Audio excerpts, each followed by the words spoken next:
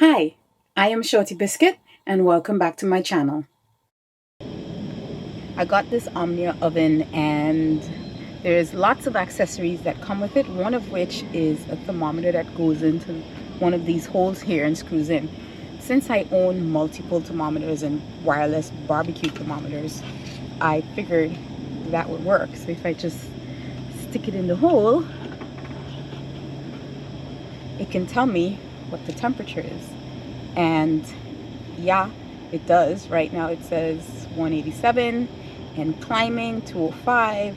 So this would help me with the temperature measurements inside the oven without me having to go buy the Omnia thermometer. It's up to 300 now. Let's see if I could change the angle a bit to make sure it's not like going over. Nope.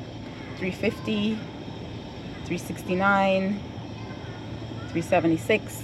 So yeah, this is my alternative to having to buy the Omnia thermometer that screws into one of these same holes. I just use my barbecue thermometer and stick it in the hole, and there it goes.